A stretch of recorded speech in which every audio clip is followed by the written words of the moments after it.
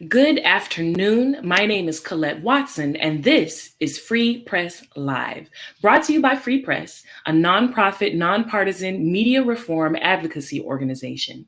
This show, Free Press Live, is your weekly source for updates and live discussion of what's happening in the world of communications rights. Learn more about our work at freepress.net, and please do let us know where you're tuning in from today in the comments there on Facebook, or YouTube, or wherever you may be joining us. Today, Bianca Nozaki Nasser of 18 Million Rising joins us to discuss their work advocating for media and narratives that reflect the fullness of Asian American lives and thought. We'll talk about all of that and a lot more on this episode of Free Press Live. Let me know who's watching in the comments, and we'll be sure to talk back to you. Stay tuned. We'll be right back with news headlines.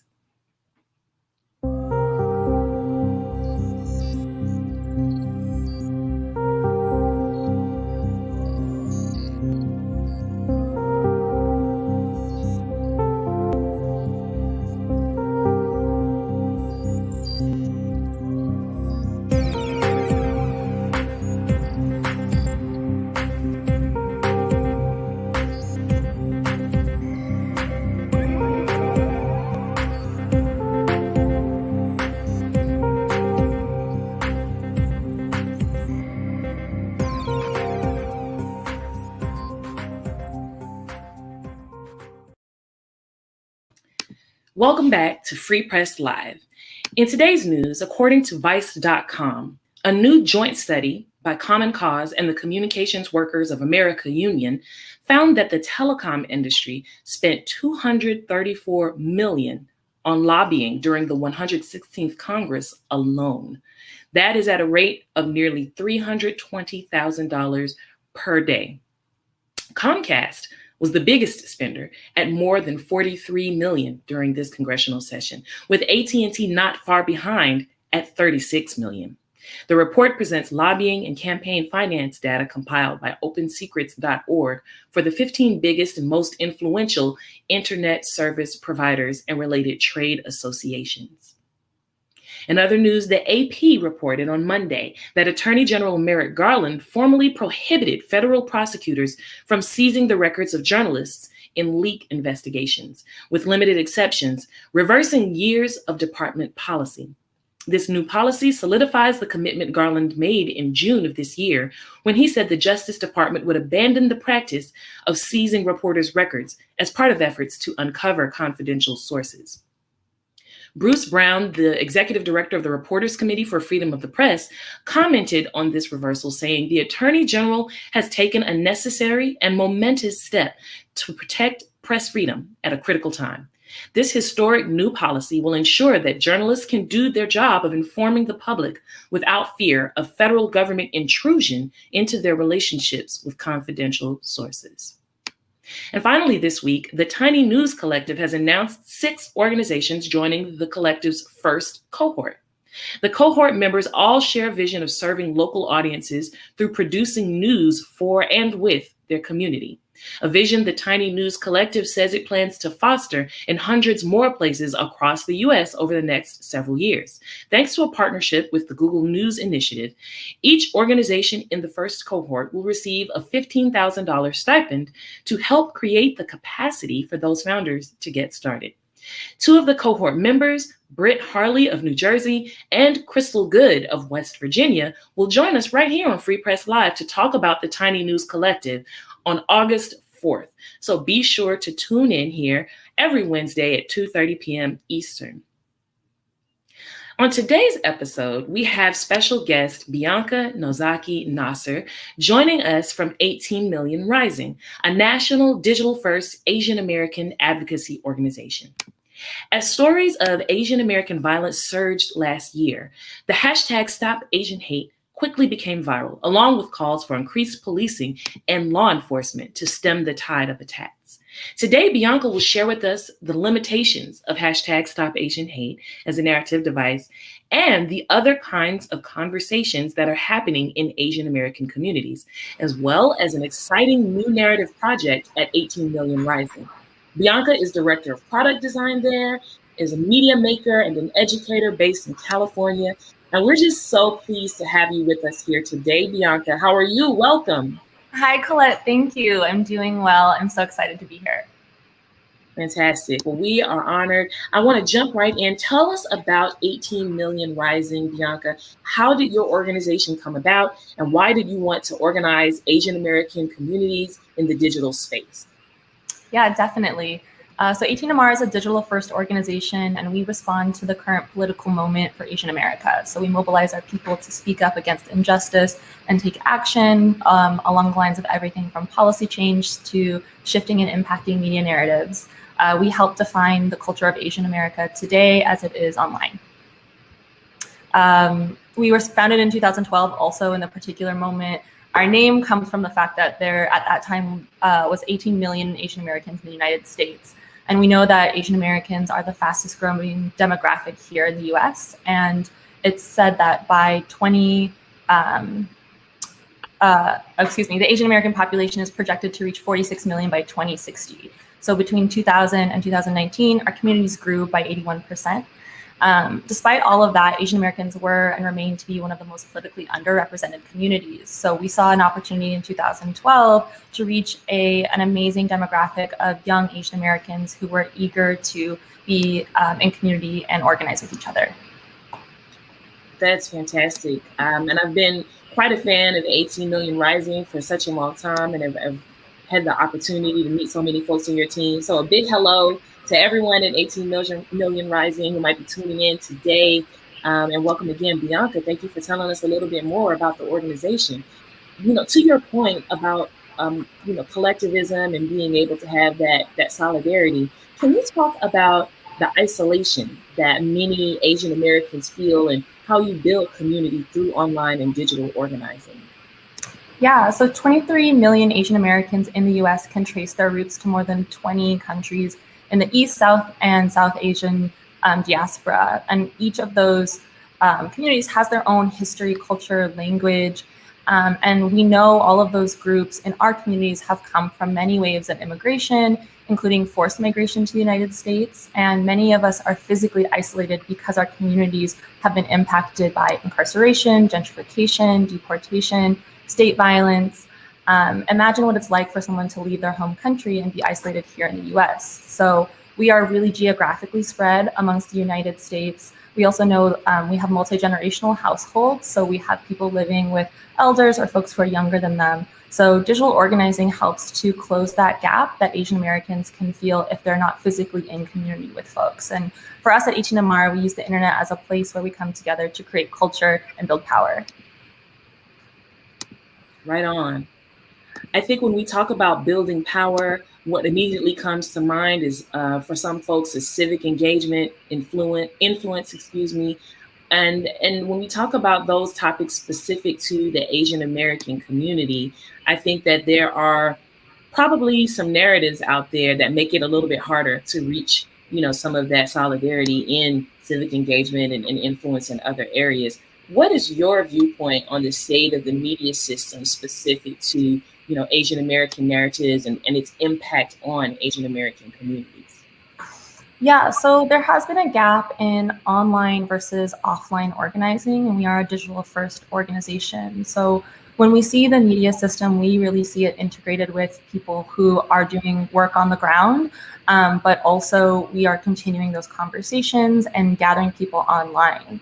Last year, as the pandemic worsened, we saw folks really embrace the idea that organizing online is organizing, and it's not only supported, but really interconnected with the power that's being built in offline spaces. So we know right now that online media and platforms are not just messaging boards or broadcasting platforms, but are in fact places where people are gathering, moving, and mobilizing with one another. And that even goes beyond corporate social media. People have gathered on platforms like Discord to come together and figure out how to get connected to one another, provide healing circles, political education, and understand what's going on in their communities. We do know that the internet looks different for everyone. So depending on your income, your consumption habits, and how and when you engage, our folks right now are being impacted by misinformation and disinformation campaigns. So these are issues that we are scaling up our communities in so they can understand and recognize what information they're being fed and they're engaging with online. But here at 18 Million Rising, we've used media-based organizing to circumvent a lot of the gatekeeping that's been happening. So we create our own media and control the narrative that often isn't palatable to corporate America. So we use online media making tools, art, and technology to engage with our communities and build narratives that come from us for us. Thank you for that. You know, when we talk about the narratives not being palatable to corporate forces, we understand, you know, that these corporate media and corporate internet service providers shape so much of what our people are being fed, as you put it, and in that reality of the internet looking different for everyone, as you also put it. It brings to mind the story we reported just a little earlier of how internet service providers are, you know, lobbying to the tune of billions of dollars to really shape the policy environment that then shapes the media that we all consume or are fed. You know, so in that environment last year, we saw a lot of reporting around attacks on individuals in Asian communities across the country. And I want to ask you, Bianca, you know, what was 18 Million Rising's point of view on that surge of violence, and also the ways that the role of media and narrative and what was taking place then and, you know, kind of is continuing? Yeah, it was often reported that this was a spike or a new wave of anti-Asian violence. And while we do acknowledge that this is a surge in our lifetime, we really want to note that we're living through a continued history of persecution and discrimination and violence against Asian Americans. And also, we know it's not just for Asian Americans. For example, with the Braceros program in 1942 here in the States, Mexican farm workers who were brought in were forced to undress and were sprayed with pesticides. And it was a state-mandated process that operated on the underlying assumption that affiliated Mexicans with disease or parasites or contamination. And this is a kind of pathogen racism that's not new to the United States. So the racist response to the spread of disease is consistent with a history of treating Asian Americans as a foreign threat. While Donald Trump's rhetoric was inflammatory, it comes from a previously existing form of white supremacist settler nationalism that the US pioneered to peddle racial fear and justify global wars and exploitation of people who are purposely depicted as diseased or the enemy. So to address anti-Asian violence at its roots, the US has to reckon with the history of violence in our immigration policies and the war against Asia. At 18 Million Rising, we see the issue of anti-Asian violence within the larger context of US policies and history. So last year, we used our project Unmasking Yellow Peril to connect these histories to the current moment. I provided a link to Free Press, so our audience should be able to access a free download of that zine after this. Thank you for providing that link, and we'll make sure to share it. Again, the project is called Unmasking Yellow Peril. Is that right, Bianca? Yes. Excellent. And thank you for your work to really, you know, provide that larger context. I think so often when we talk about media narratives, the context of histories, lived experience are very much missing. And we end up flattening various identities, whether it be Asian American identities or others, into these very narrow, sort of stereotypical and dehumanizing kinds of tropes. So I really appreciate you sharing that with our audience. If you're watching on Facebook, you can actually click the link to take a look at a free download of Unmasking Yellow Peril from 18 Million Rising. And in case you're just tuning in, this is Free Press Live. I'm Colette Watson, here with our special guest, Bianca Nozaki Nasser of the Asian American organizing group 18 Million Rising. Just an incredible group that we're so glad to be in community with here at Free Press Live, and really pleased to have you with us today. I also want to shout out a few of the folks who are tuning in and letting us know in the comments. Bruce Kuznicki says he can't hang around for the whole episode, but we have his full support and he appreciates us. Thank you so much, Bruce. Also, Sunita Wins says, thank you for having this discussion and holding space around this. Thank you, Sunita, for tuning in with us today. We really appreciate you joining us for this conversation. So Free Press Live, we're going to get back into the conversation with you, Bianca. I want to ask you, as we talk about, this what some have called a surge last year, but understanding it's part of this ongoing continuum of violent conditions that have been created. What do you think mass media could have done differently in the moment of, the 2020 and 2021 reporting, viral videos, and other aspects of how the online and media conversation around anti-Asian violence took place? What could mass media, dominant media, if you will, have done differently in shaping that for our society that we all live in and try to stay safe in? Yeah, so we saw media outlets pick up some stories, including, celebrities like Daniel Day Kim and Daniel Wu, and elected officials call for more policing and hate crime legislation as solution to these attacks. But like we just discussed, we know the root cause of anti-Asian violence is really complex, and there's so many layers. And we know that the violence that our communities face begins with the state. For example, Biden can't say stop Asian hate and then deport a plane of South Asian refugees. So the slogan and the hashtag have reached millions as a call to action, which is amazing in drawing attention to anti-Asian violence, but it doesn't frame the issue comprehensively. There's been a lack of context around the images used, the failure to amplify all aspects of the issues, and even data interpretation of research that's being provided and created. Jason Wu, who's a legal services attorney in the United States and a community organizer, wrote an amazing piece in Teen Vogue about how hate crimes are not the answer to anti-Asian violence and why the use of hate misdiagnoses the problem in our communities and the conditions that we're facing. So we know that people have been doing amazing work around abolishing ICE and defunding and demilitarizing the police. That is also work to end anti-Asian violence. Additionally, the media continues to perpetuate a myth about who's most likely to be violent or racist against Asian Americans. Narratives spread on news media and social media are often based on anti-Black racism and ableism instead of the real data.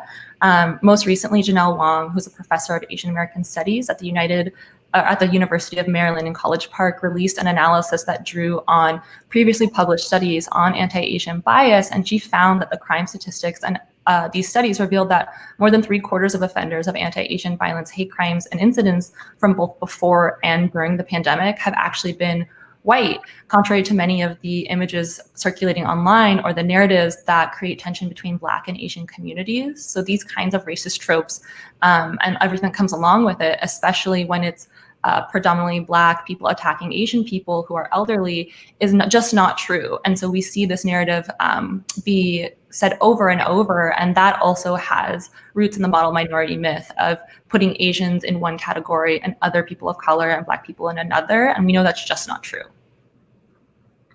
Yes. And I want to direct folks again to our comments section here on Facebook, where links to a lot of the content Bianca is sharing, those links are available for you to check out. Hate crime laws are not the answer. That particular article is linked there, as well as a report on how viral images show people of color as anti-Asian perpetrators and how that misses the big picture, to Bianca's point.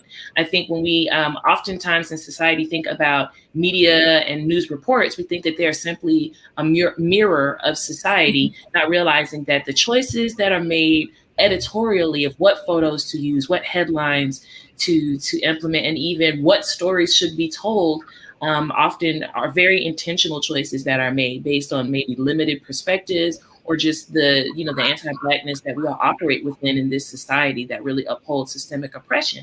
So I'm really grateful to you, Bianca, and to 18 Million Rising for providing that contextualization there and an understanding of the importance of solidarity. So, I'm seeing a couple more folks joining us in the comments. And what I do want to do right now is invite you to please ask any questions that you have for Bianca while we have Bianca here with us today as our special guest on Free Press Live. Bianca is joining us from 18 Million Rising. And I want to switch now, Bianca, to talk a little bit. We've talked about last year, right?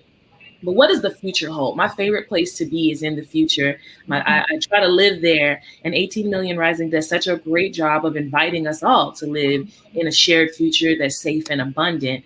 Tell us about the Fertile Ground Project, right? And how that's driving and shaping a different future, particularly with regards to narratives and safety for Asian Americans and really, for all of us. Yeah, so we often hear about, the future is representation. We want to see ourselves reflected, but we want to push people beyond the idea that representational politics is liberation. So we really are excited about the future, and we look to grassroots organizers and people who are making solutions in our communities right now to these problems by turning to one another. So we created this as a resource for Asian Americans who want to prepare the ground in their own communities for abolition, and who are excited about, figuring out how we keep our communities safe without state violence and without the police. It was inspired by an Alexis Pauline Gumbs quote when she talks about abolishing the prison industrial complex as the fruit of our diligent gardening, about building and deepening a movement to respond to the violence of the state by actually creating sustainable and transformative love and change in our communities. So we created it's a poster with a visual illustration on the front and a beautifully crafted essay from our organizers and our campaigners at H&MR on the back. And we wanted to create something that, again, was looking towards the future as this generative, beautiful place where abolition doesn't exist, but we also wanted to connect people to the history and roots of what has come before this particular moment. So the front has these illustrations of flowers and all of their herbal uses and what we can learn from them as we're moving forward together in the fight for abolition. And then on the back, there's this comprehensive essay that talks about the current political moment and moving beyond the hate frame. We talk about the history of abolition. We talk about Sylvia Rivera and their use of sex work to build a home for folks in New York, and how our comrades at the Red Canary Song are doing are protecting sex workers and going around the state because the police have never kept sex workers and our comrades there safe. So we also have a section that highlights what folks are doing now. So what are some alternatives, programs people are building, safety hotlines, and the ways our people are keeping each other safe. So as always, it is available for free download, but we have created these beautiful prints that you can access.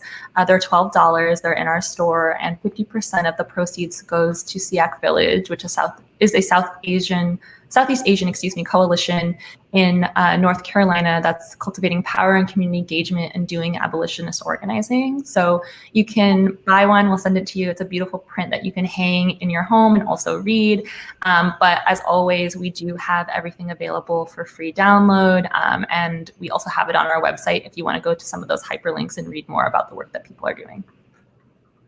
Wonderful. And I can't wait to get one of the prints. As you can see, I have plenty of space and opportunity on my wall here. So you will be seeing one of the prints showing here soon on my wall. And in the meantime, I want to say to you again, thank you, Bianca, for telling us about Fertile Ground. For other folks who may want to get the print and access the content, one of the prints, that link is actually in our comment section here on Facebook, and we'll be adding it on YouTube as well.